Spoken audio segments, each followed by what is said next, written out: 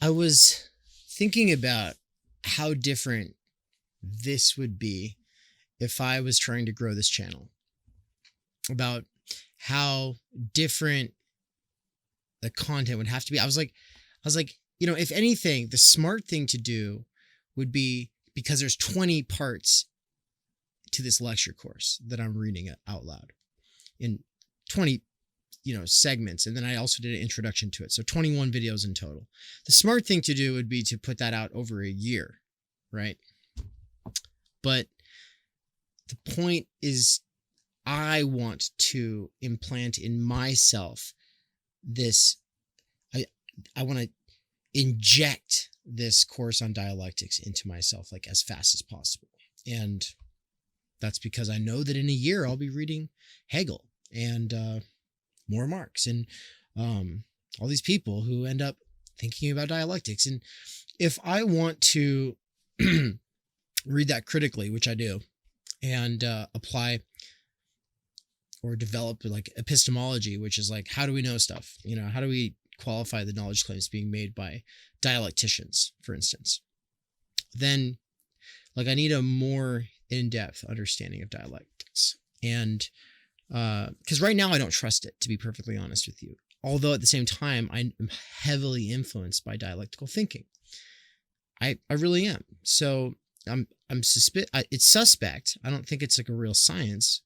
And I think that there is a lot of wiggle room and ways that it can be abused. And at the exact same time, what little of dialectical thinking I have read, like, has obviously had quite the impact on me. And so I want, this is just the very beginning of like a kind of research regime. And so, if anyone's finding this useful in their own lives, for their own reasons, then that's awesome. I did tell everyone that this is a good place just to begin with philosophy, or just to begin with Hegel, or just to begin with Marx. And so also critical theory or Theodor Adorno for that matter. So it's a good place to begin for a lot of things. And, I sat in on a class at University of New Mexico. And I got to see one of my favorite professors, teach. And that's what it was all he does is like read from a book.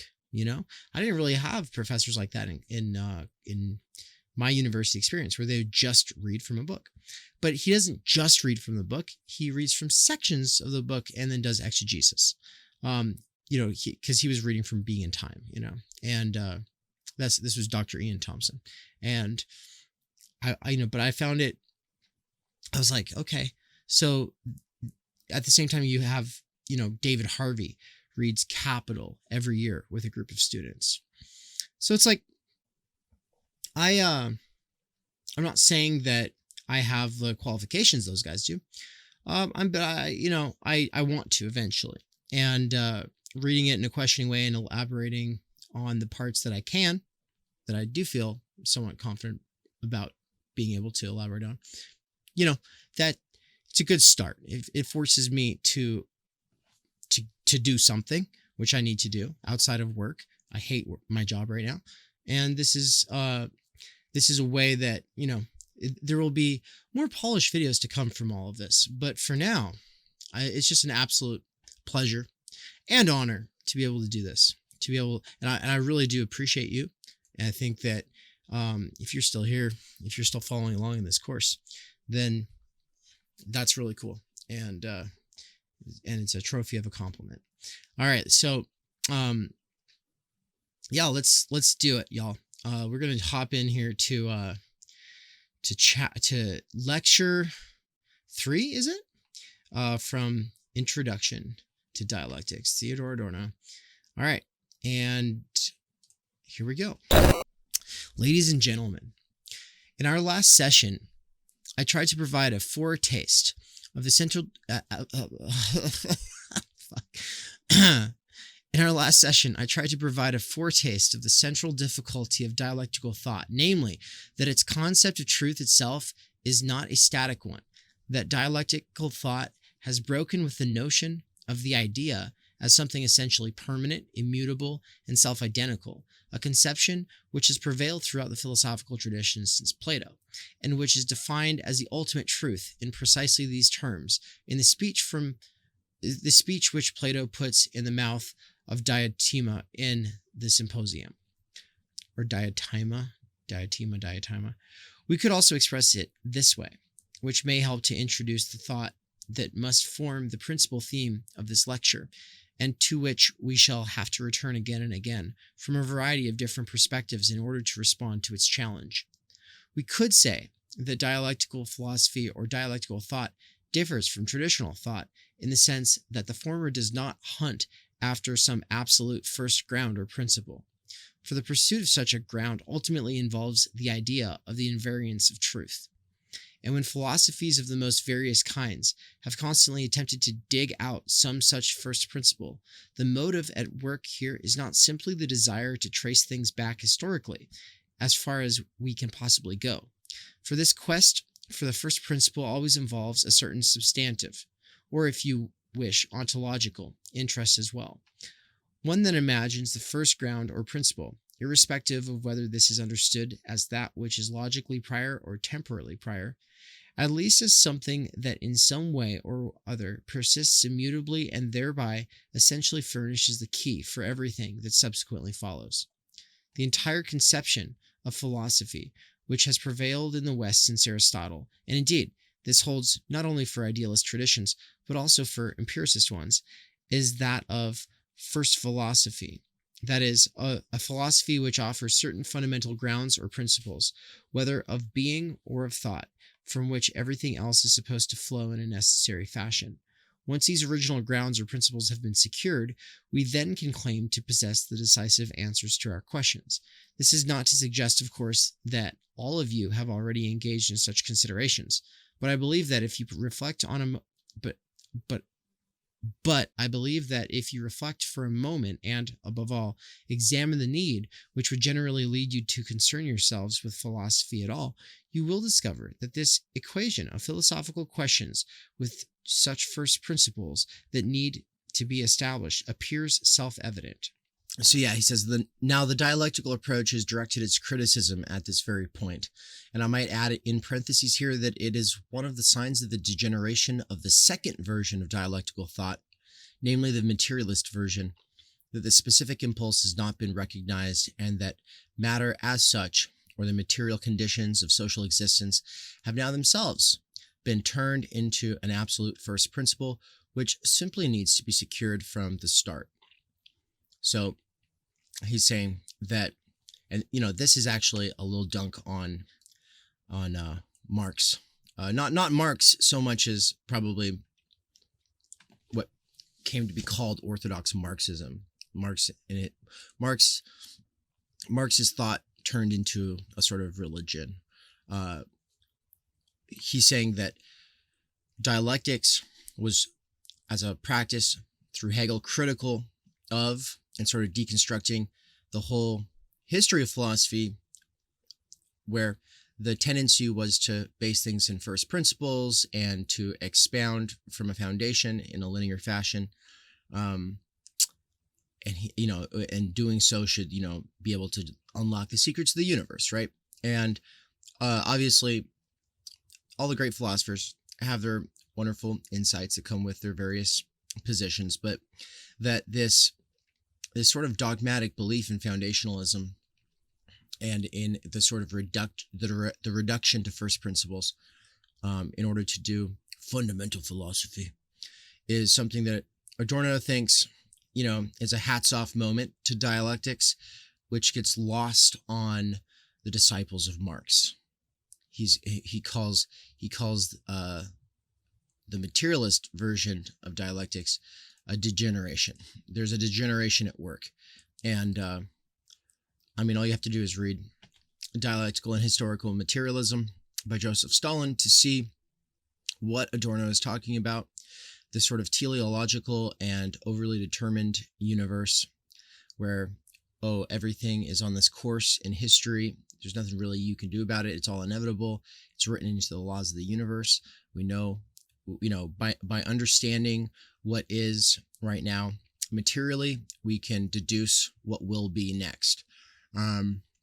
This is not something that Adorno thinks is one of its good moments, actually.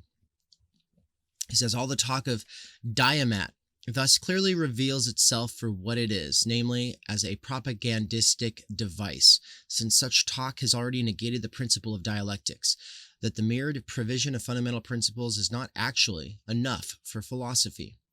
Today I should like to take some passages from Hegel's Phenomenology of Spirit, once again from the preface. Actually, I'm going to look up diamat really quick. I know it's probably going to drive some people crazy.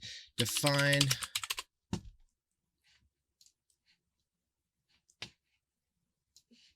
Let's see.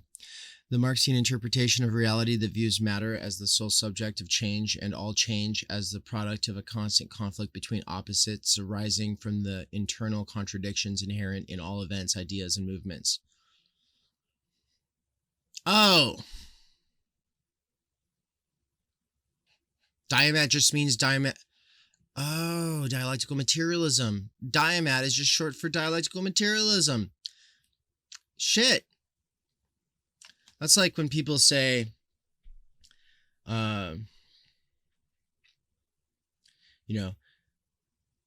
neo-rat, when they mean neo-rationalist.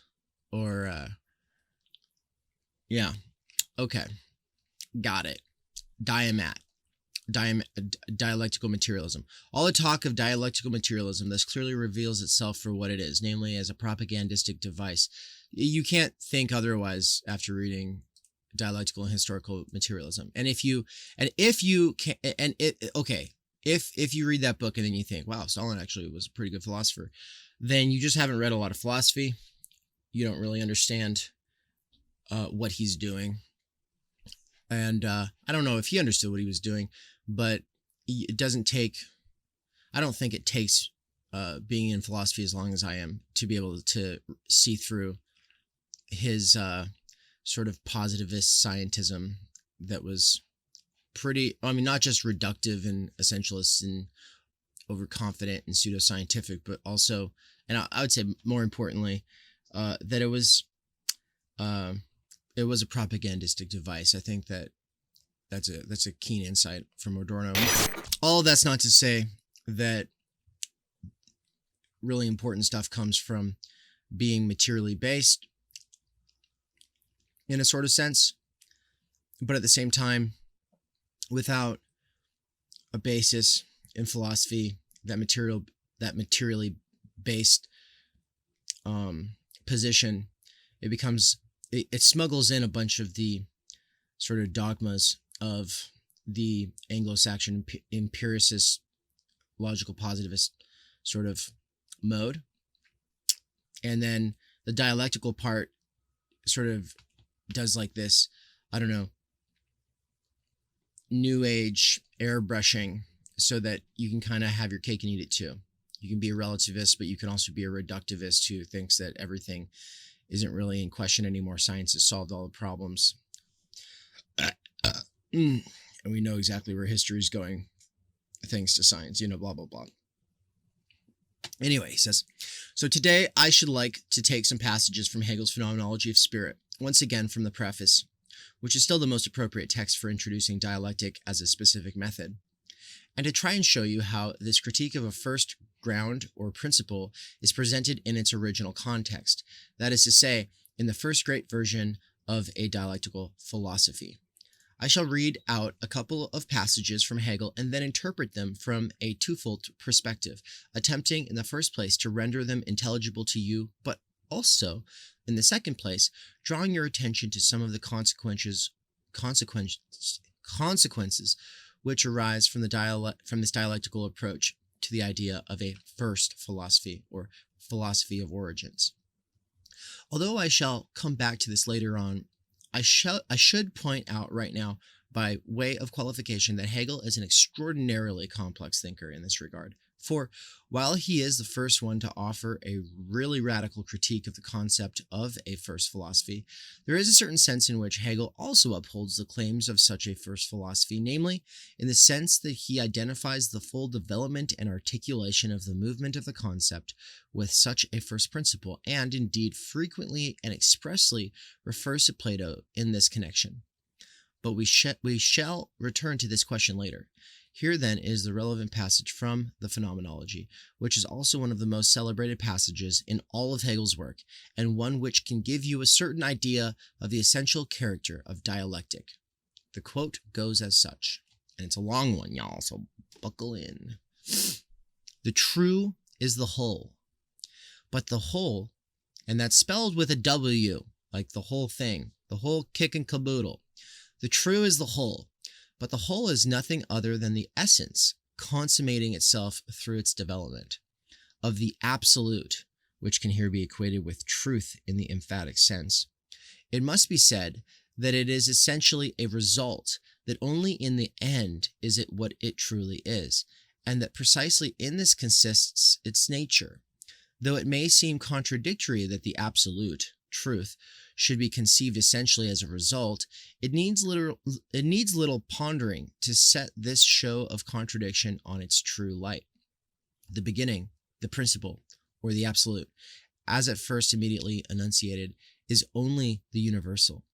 Just as when I say all animals, this expression cannot pass for a zoology, so it is equally plain that the words the divine, or the absolute, or the eternal, etc., and perhaps I might add being to the list here, do not express what is contained in them, and only such words, in fact, do express the intuition as something immediate. Whatever is more than such a word, even the transition to a mere proposition, contains a becoming other that has to be taken back, or is a mediation.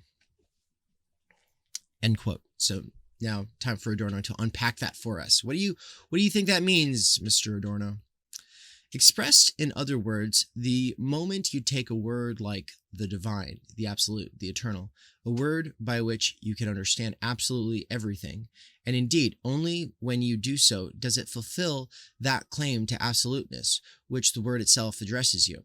The moment you explicate such a word through a sentence or proposition, when you say, for example, that the absolute is what remains immutably identical with itself, or the absolute is the identity of thought and being, in that moment you already qualify that which precisely signified everything and to which the pathos of such a word, its claim to absolute validity, effectively clings, and in doing so you alter the concept itself.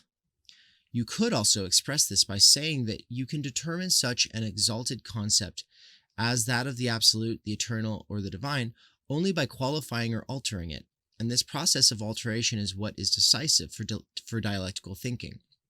This alteration is not something external which our reflections impose upon such a word or such a concept. It is rather that such a word or a concept drives us, if we wish to comprehend it at all. That is, if we wish to give it any specific content through which it first properly becomes a concept. It drives us to qualify in the way that Hegel suggests. At the same time, you have here an explanation of the principle of dialectic and an exemplary case of the dialectic developed with reference to a specific concept. Whatever is more, as Hegel says, than such a word, even the transition to a mere proposition contains a becoming other that has to be taken back, or is a mediation. The term mediation in Hegel always signifies a change or alteration which must be expected of a concept as soon as we wish to be apprised of the concept itself. We might also say that mediation is the moment of becoming that is necessarily involved in any form of being. And if dialectic is the philosophy of universal mediation, this implies that there is actually no being which could evade the process of becoming once you attempt to determine it as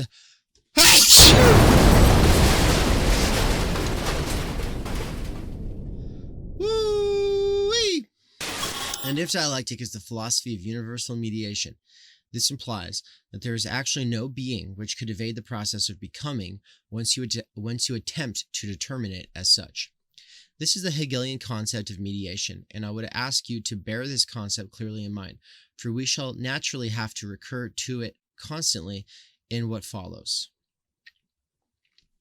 And speaking of this mediation, Hegel continues, but it is just this that met with horrified rejection, as if absolute cognition were being surrendered when more is when more is made of mediation than in simply saying that it is nothing absolute and is completely absent in the absolute. Now, this horrified rejection which Hegel talks about is indeed that hostile attitude to dialectic which we still have to confront for essential reasons whenever we attempt to understand dialectic. For it springs from the idea that if we fail to uphold our concepts unchanged, if we must change them in order to grasp them, if we insist, in other words, that their being is a becoming, that truth itself is actually dynamic, then this amounts to a dissolution of the concept of truth, to a kind of universal relativism that makes it impossible for us to say anything determinate about anything at all. Here I would say two things to you. In the first place, you will already have noticed one thing about the insightful Hegelian example that I have just presented to you. The movement of the concept which we have considered here, the attempt to determine a concept such as the absolute, the eternal, the divine, and thereby qualify it with regard to what it actually claims, namely, to be something unqualified, unconditioned, absolute. This movement of the concept is not some additional contribution of thought, but is something required if you are to ascertain the significance of such a concept at all. That is to say, if you do not perform the operation which I have described, that is to say, if you do not go on to express a specific proposition concerning such a word, you cannot ascertain anything about it. So he's really just saying you have to talk about something to be able, the word is never enough. You always have to expound and elaborate on the concept. So, yeah. And even in the case of even if you believe that you could just take the definition, well, then there's the words within the definition, and that adds meaning in a sort of sense. It is then something meaningless. And since the word demands to be understood, if it is to possess its truth at all, this demand for change in the concept, for this other dimension which you add to it in the predicate, so that it becomes what, as the subject term it is in itself, this demand does not spring from a merely sophistic form of reasoning which approaches the relevant concepts from without. It springs from the matter itself, if this matter is to be comprehended in its own right. But that means, and this compulsion is what essentially distinguishes dialectic from every other merely external or sophistical reasoning, that the movement of the concept of which we have spoken is not some arbitrary alteration, manipulation, or juggling of concepts, as many like to suppose, but something which arises of itself from the necessity of the matter. And in that sense, it is the very opposite of the sophistical procedure which precisely fails to pursue the inner life of concepts, namely, what they require in and of themselves, if they are to be understood, but proceeds instead to ascribe different senses to the concepts in an arbitrary and external way. That is the first thing which I wanted to indicate here, at the very point where Hegel himself clearly recognized, as his reference to the horrified rejection shows, where the real difficulty provoked by dialectic lies, and to suggest how we should respond to this rejection. For we have to see, to put this in rather drastic terms, that it is not we who bring concepts into movement. Dialectic is not the sort of thinking where we deploy concepts in very different senses in order to prove what we want to say, which is, by the way, I think subtext here maybe, it's a jab. It's a jab because that is indeed how some people use it. They just use it as a way so that they can say whatever they want to say. Arnold Gellin tells us, for example, in his work on anthropology, that the human being requires discipline in order to survive at all, and speaks of raising or education in this connection, arguing that human beings must specifically be raised if they are to survive the underdeveloped biological conditions of early childhood.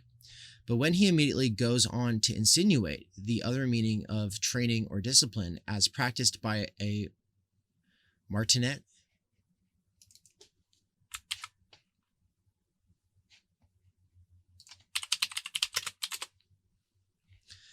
strict disciplinarian, especially in the armed forces.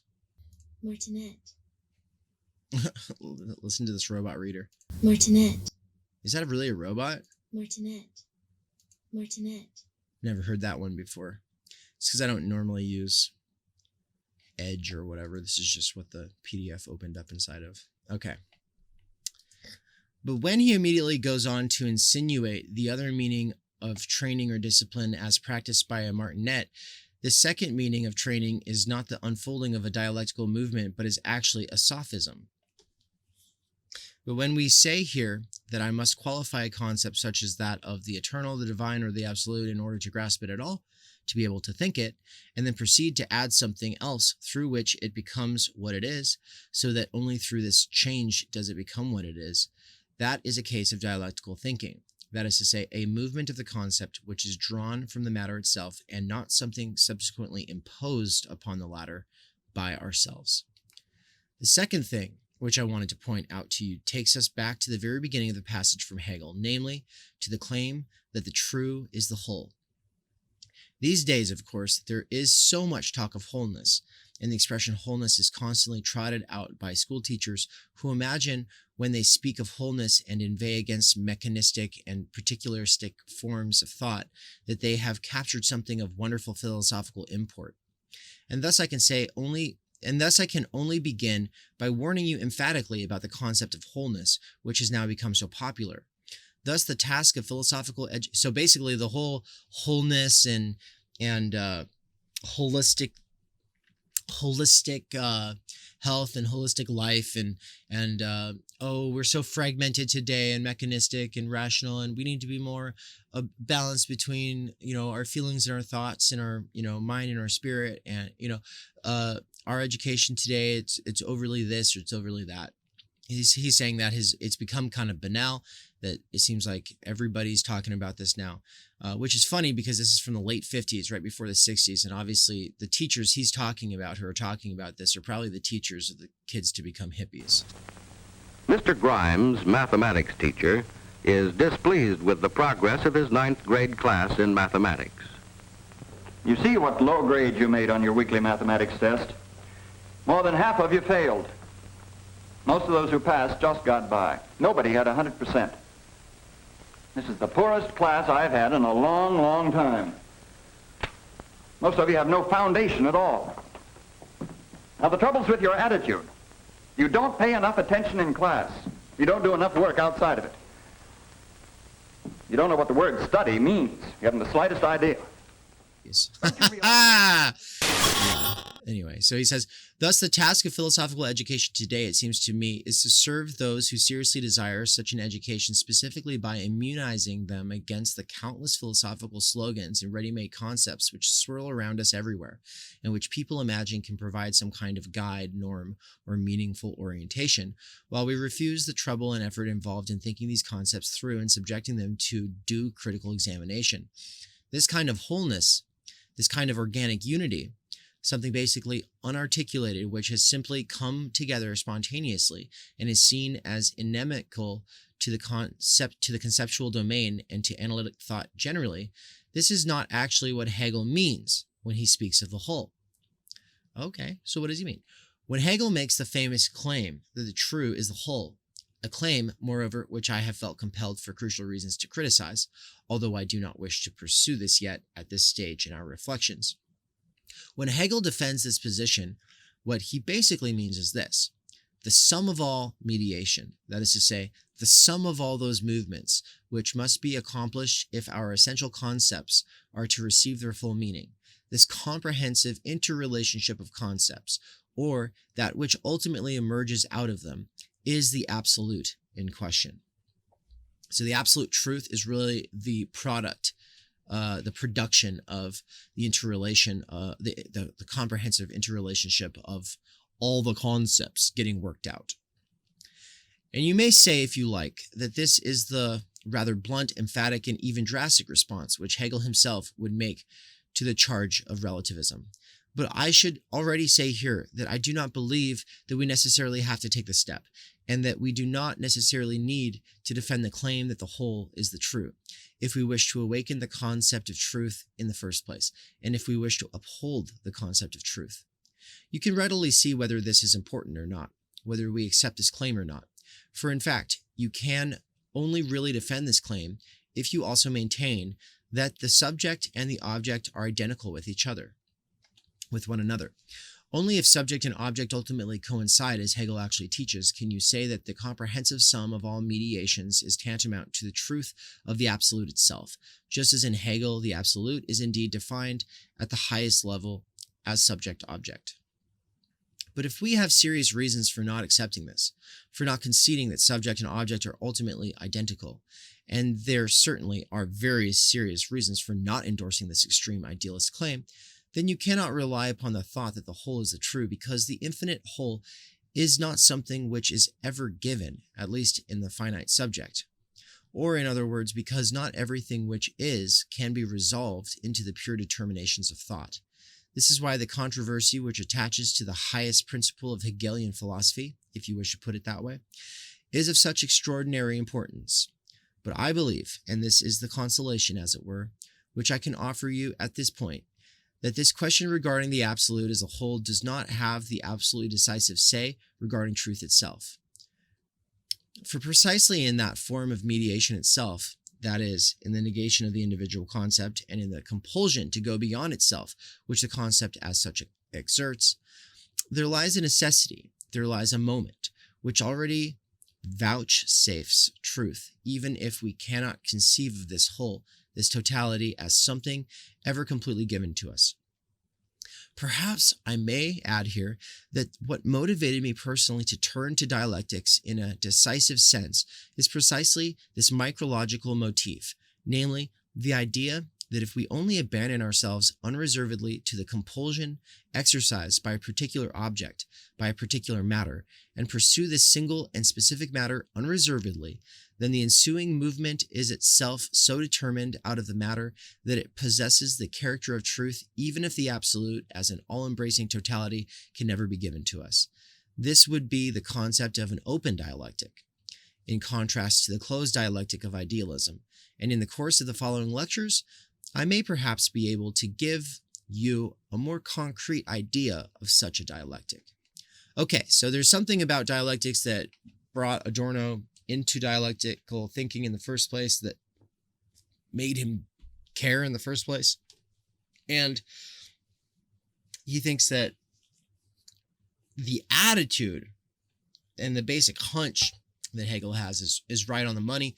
He just thinks that it can't be like a closed system where, and he thinks that, you know, you're not going to get like the absolute, but you can pursue an idea. You know, you can take it, you can try to follow out the determinations and movements of any concept. And in doing so, you'll come to a better understanding of truth. It just can't be an all-embracing totality, is what he's saying. And here I should also just like to add that Hegel's concept of the whole, which is meant to be the true, does not refer to some kind natural totality, that this Hegelian concept of the whole is not remotely pantheistic in character and is not conceived as some kind of unfractured organic unity. That is like the sort of hippie way of talking about it. For this whole is actually nothing other than what Hegel understood by system, namely the entire and developed range of all the relations between subject and object, and the antagonistic relations between subject and object which are unfolded in their various levels. And then when you think of all these relations together, when you finally see how the simplest concepts with which you begin eventually return to themselves as concepts which have now been fully developed and critically clarified, only then, according to Hegel, do you have what he understands by the system or the absolute. In other words, in Hegel, the system of philosophy is, in the highest sense, actually identical with being. But the concept of being here is not an enchanted word that stands right at the beginning and yields everything else.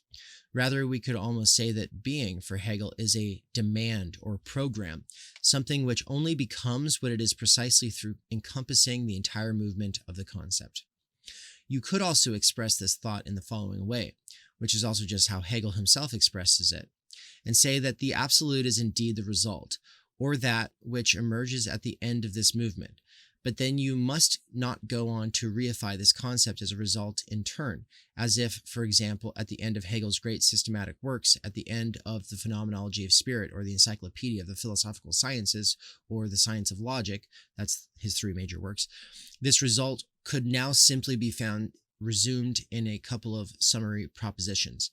That would still be a far too mechanical conception of dialectical thought, which indeed you can characterize as thought which resists both the merely mechanistic approach, which fails to surrender itself at every moment to the experience of the matter, and the merely organist approach, which simply strives to grasp some irrational wholeness, where the latter turns into something blind because it is not properly thought and explored at all. Dialectic, in contrast, is precisely the kind of thinking which attempts to steer a path between Scylla,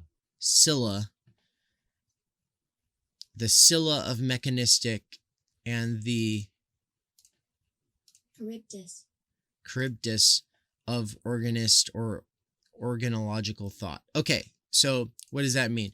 Well, it comes from I'm guessing, ancient Greek myth, and it's basically their way of saying between a rock and a hard place. On the one side, you've got like this monster in a cave that can come out and get you when you're trying to come by in your ship, and on the other side, you've got like a crazy whirlpool.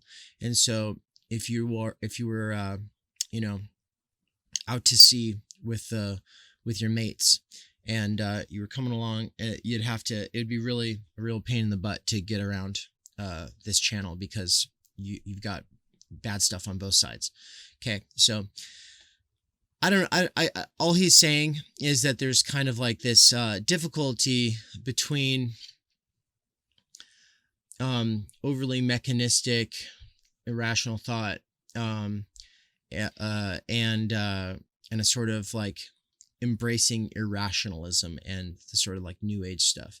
So Hegel was in the preface to the Phenomenology of Spirit super about that, about trying not to just give over to one or the other, and calling both out for what he saw them, which is on one side lazy thinking, and on the other side overly confident and myopic thinking.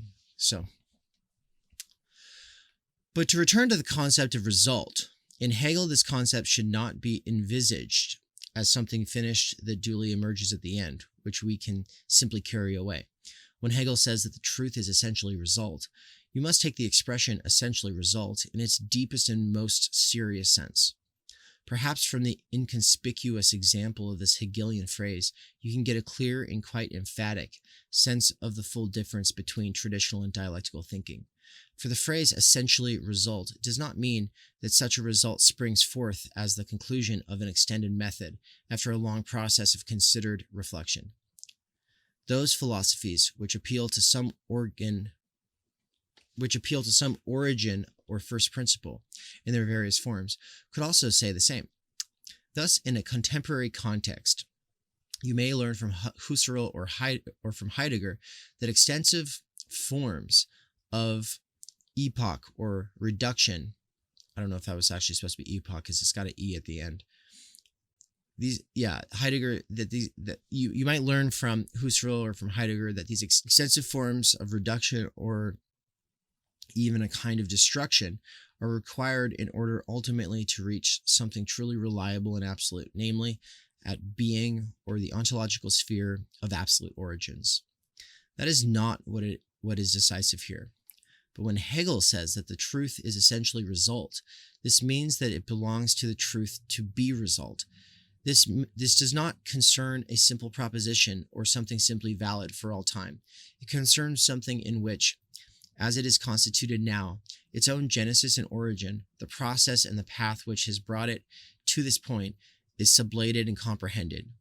Remember, sublate, to sublate something. When something is sublated, it means something is overcome and superseded, but what has been overcome and superseded lives on in the new form. Like how the child lives on in the adult, like how the seed, in a sort of sense, lives on with the plant. The process and the path which has brought it to this point is sublated and comprehended. You could express this, and here I base myself squarely on Hegel's text, by saying that truth is at once the process and the result of the process. That truth, whatever it is, emerges only at the end of this conceptual process, but that this emergence is not simply external to this process, that the process is sublated in this result, that the whole process itself belongs essentially to this truth and is no mere hypostasis, propedeutic, is no mere propedeutic that could then simply be detached from the result, which you have now finally discovered and acquired. What the whole really means to Hegel, if I may try again to make this difficult concept a little clearer to you, is quite simply that truth does not consist in defining some concept in isolation, treating it in isolation as if it were a mere sector, but rather by taking it in relation to the totality in which it stands. Those of you who are studying the sciences of society, can form a really emphatic idea of this whenever you try and understand any specific social sectors. In the sociology of business, for example, any specific relations which prevail within a particular factory or within a particular branch of industry. Then you will soon encounter all of the determinations which have already emerged for you here and now, even though in reality they are not simply grounded in the particular place, the particular site, or the particular branch of industry which is the focus of investigation. For these determinations will lead back to much broader questions, such as, for example, the role of the mining industry or the conditions of mine workers in the entire process of industrial production today, and ultimately to the entire structure of society in which the industrial exploitation of raw materials is involved today. It is only if you reflect upon the whole that you will also be able to understand the individual aspect properly. Thus, it is necessary to grasp individual phenomena precisely in their particular character, though without simply arresting our thought at this point, and also to extrapolate from these phenomena, that is, to understand them within the totality from which they first received their meaning and determination. This is the most essential insight, which is involved in Hegel's claim that the whole is the true. And I believe that among the most important reasons which may lead us to develop a dialectical conception of knowing, in contrast to a purely positivist approach to scientific knowledge, this insight must take pride of place. And we must add that such recourse to the whole certainly cannot be an unmediated one. I shall try and clarify this for you, for it is indeed entirely possible that one may try and explain certain social phenomena in a quite arbitrary and, let us say, external manner, simply by proclaiming, well, of course, that springs straight from the structure of capitalist society, or that derives from the level of productive forces, or from certain things of this kind, but without showing how the necessity for this transition to the totality is actually involved in the specific character of the individual phenomena under investigation.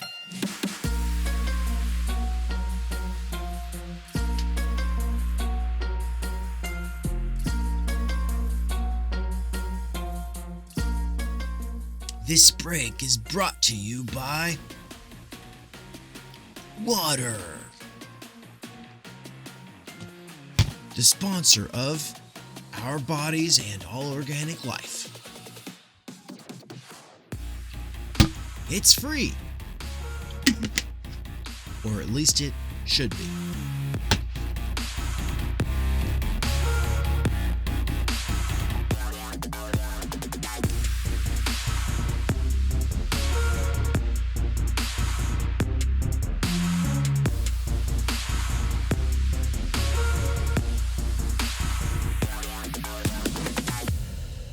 So he's saying that there is an external and arbitrary way of saying it's the system, or it's structural forces in play, or it's capitalism at work, or saying, oh, it's power. There are all these ways of very lazily explaining a particular situation or event in a sort of reduction to the whole that doesn't actually teach you or the people you're speaking to anything at all. You're basically repeating talking points. And he's saying that's not dialectical thinking. Now, obviously, you could dialectically think about such things. He's just saying that this gesture that you see people do, it's not a thoughtful thing. At this point, I think of like the pilot to the new Karate Kid on Netflix, where the lady sits down with, I don't know, the karate trainer guy. And was it Cobra Kai? Yeah. And she says, she's talking about racism. And she's like, at this point, she's like, I think it's systemic. And it's clear that she has no idea what that means when she says it. It's just the gesture. It's the referral to this other thing that is not, you've not thought it through from the inside out. You're just kind of gesturing at it from the outside. It's this vague, useless sort of social signaling thing. Yet on the other hand, and this already holds for society, let alone for metaphysics, the totality from which the whole is to be explained is not just given in the same sense in which some particular datum, which is like data in the singular, some particular datum or some particular phenomenon is given to scientific study or observation. Capitalist society is not immediately given in this way as an object of study, and nor is the whole accessible to us as a mere fact, like the relations involved in some concrete and specific field of industry. Thus, this transition to the whole, which the individual phenomenon requires if it is to be understood, also always involves a moment of speculative arbitrariness, or, to put this in positivist terms, evinces a certain lack of scientific rigor. And here you can study the intellectual function, the practical function, of dialectic in a particularly precise fashion. For dialectic, in contrast, is not an attempt to introduce the whole in a merely schematic or mechanical way from the outside in order to understand the phenomenon, because the latter cannot be understood in its own terms. Rather, dialectic is the attempt to illuminate the individual phenomenon in such a way, to tarry with the phenomenon in such a way, to determine the phenomenon in such a way that the latter intrinsically passes beyond itself through this very determination, and thereby manifests precisely that whole, that system, within which alone it finds its own role and place. So there's a way of tarrying with the matter and thinking through a particular that can get you closer to the universal itself, and therefore towards truth. Expressed in concrete terms, this is the demand which dialectical thinking initially makes upon us. If I may put it this way, as naive seekers of knowledge, on the one hand, we should not be content, as rigid specialists, to concentrate exclusively upon the given individual phenomena, but strive to understand these phenomena in the totality within which they function in the first place and receive their meaning. And on the other hand, we should not hypostasize this totality, this whole, in which we stand, should not introduce this whole dogmatically from without, but always attempt to effect this transition from the individual phenomenon to the whole with constant reference to the matter itself. So he's saying there's a fine line to walk between the particular and the universal. But it would, of course, be naive to believe that we could actually arrive at the whole, whatever that may be, simply on the basis of the individual phenomenon, if we did not also possess some concept of this whole already.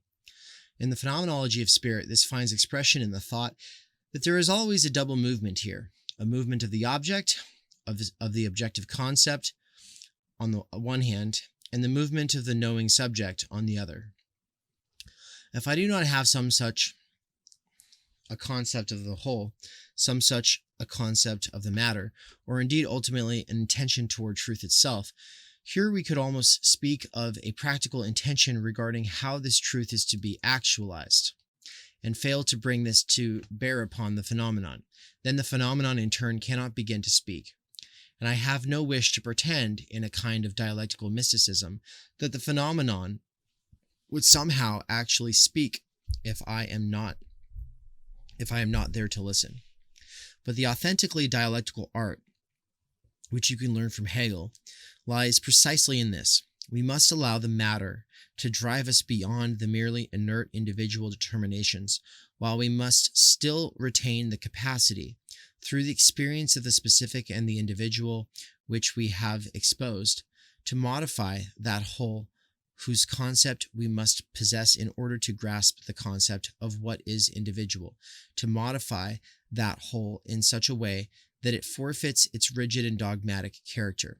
In other words, the dialectical process is something which relates at once to both, to the parts, the individual moments, which we must pass beyond by virtue of the whole, and to the whole itself. For the whole, the concept which we already have and which should ultimately constitute the truth, must continue to change in accordance with our experience of what is individual. There is no recipe for how this is adequately to be accomplished, but then it belongs to the essence of dialectic that it is no recipe, but an attempt to let truth reveal itself.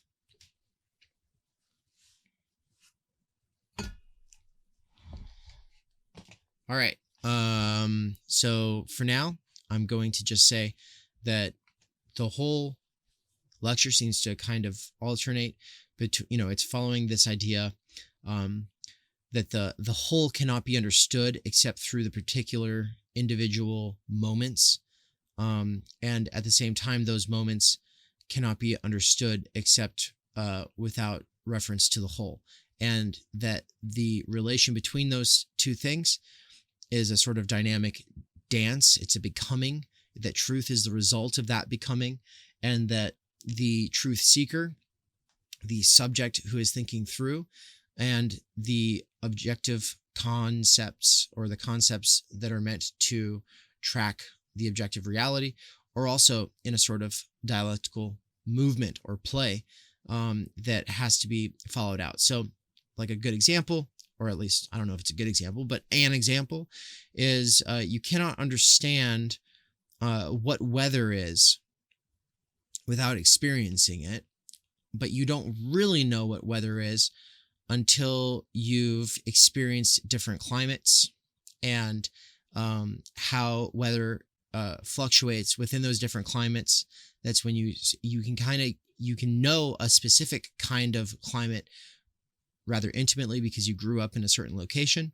But to really understand how climate affects sort of the ecosystem, and also just your actual perceptual encounters with the world around you on your average every day, or on those crazy, kind of limit case sort of days, is through comparison and contrast between what you're used to, and then other climates, other kinds of societies that would, so like for instance, you don't really know what summer is like until you've lived some summers in a climate, and then you also get to experience summer in some other place that's very, very different. You could experience a very humid summer in Thailand, and then you could experience a very, just an overwhelmingly like being baked into the pavement kind of heat that comes from Phoenix, Arizona, and kind of like getting a sense for the diverse ways in which a summer can be gives you a more true sense for that word itself. Okay, so